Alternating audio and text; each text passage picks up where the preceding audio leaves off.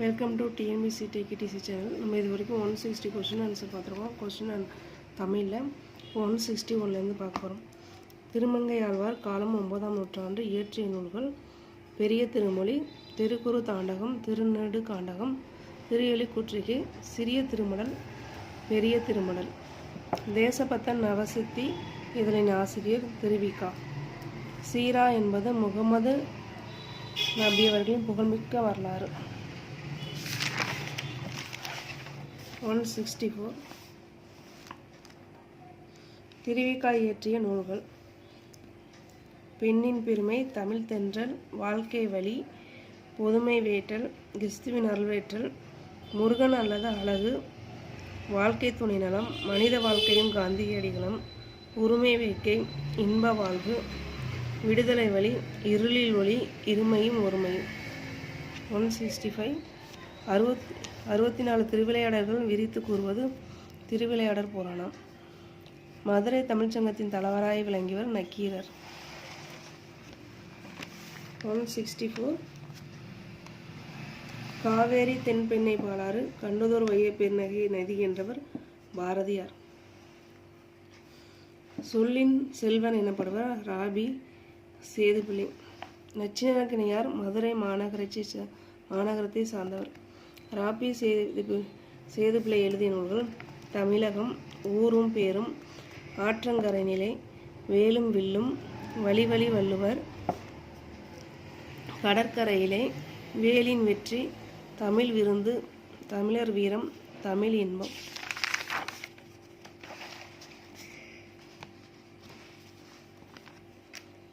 பன்மொழி புலவர் எனப்படுவர் கா. அப்பாத்துரையார்.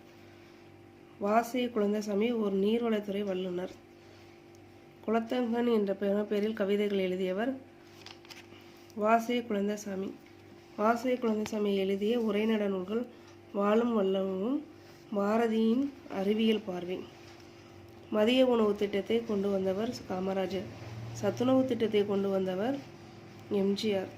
இயல்பினான் இல்வாழ்பவன் என்று கூறியவர் வள்ளுவர். காமராஜர் தமிழ்நாட்டின் முதலமைச்சரானது 1954 ஏப்ரல் 13.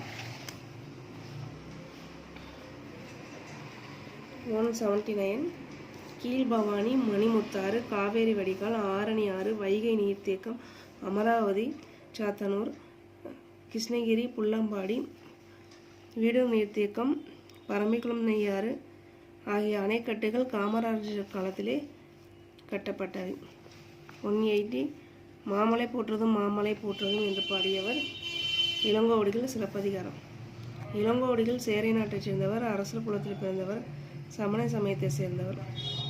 ஓசான் படுகை என்பது மெல்லிய வாய்ப்படுகை. தலைக்கு மேலே 15-45 கிலோமீட்டர் உயரத்திற்கு பூமி கோளத்தை சூழ்ந்துள்ளது. காண்டம் என்பது ஒரு காப்பியத்தின் பெருங்கதை.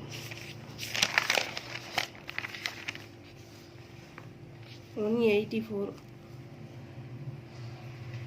மேற்பரப்பு நீர் மற்றும் நிலத்தடி நீர் இவை இரண்டிற்கும் மழைப்பொழிவு ஒன்றே மூலாதாரம் என்னும் உண்மையை உலகிற்கு உணர்த்தியவர் பேரி பெர்லாண்ட், பிரான்ஸ். 1674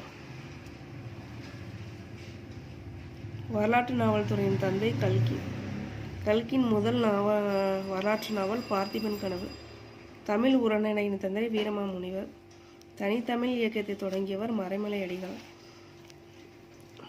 அரசருக்கு ஆலோசனை கூறும் ஐவர்: அமைச்சர், அந்தனர், படைத்தலைவர், தூதுவர், சாரணர். படலம் என்பது கதையின் சிறுபிரிவை குறிக்கும்.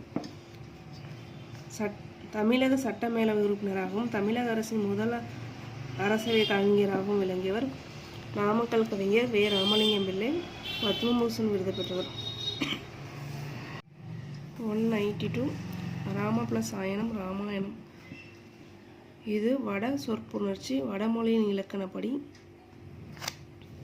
நிலைமொழி இறுதியில் ஆ இருந்து வருமொழி முதல் எழுத்து மா இருந்தால் இவை இரண்டும் கெட்டு ஆ தோன்றும். இதன்படி ராம + ஆயனம் ராமாயணம் ஆகியது. 193 கம்பராயணம் 6 காண்டங்களை கொண்டது. பாலகாண்டம், அயோத்தியா காண்டம், ஆரண்ய காண்டம், கிஷ்கிந்தா காண்டம், சுந்தரகாண்டம், யுத்த காண்டம். 194. கதையின் பின் தொடர்ச்சியாக உத்தரகாண்டத்தை எழுதியவர் ஒட்டக்கூத்தர். கம்பர் பிறந்தவர் தேருலத்தூர் நாகை மாவட்டம். கம்பத்தில் தூணில் தோன்றியவர் நரசிங்கமூர்த்தி. இரட்சணையாத்திரிகம் என்பதன் பொருள் இறைவனை நோக்கி செல்லும் பயணம், ஆன்ம ஈடேற்றத்தை விரும்புபவர். H.A. கிருஷ்ணபிள்ளை இயற்றிய நூல்கள் இரட்சணிய யாத்திரிகம், இரட்சணிய சமய நிர்ணயம், இரட்சணிய மனோகரம், இரட்சணிய குரல். சந்திரசேசன் கடற்பயணம் என்னும் காவியத்தை எழுதியவர் வள்ளத்தோள் நாராயணமேனன், மலையாளம். வள்ளத்தோளின் இயற்பெயர் கந்தசாமி. இது வரைக்கும் நம்ம 160லேருந்து இப்போ 200 கொஸ்டின் ஆன்சர் பார்த்துருக்கோம். அடுத்த வீடியோவில் 200லேருந்து 100 கொஸ்டின் ஆன்சராக அடுத்த வீடியோவில் வந்து பார்க்கலாம். உங்களுக்கு இந்த சேனல் பிடிச்சிருந்தா லைக் பண்ணுங்கள், சப்ஸ்கிரைப் பண்ணுங்கள், கண்டினியூவாக வாட்ச் பண்ணுங்கள். தேங்க்யூ ஃபார் வாட்சிங்.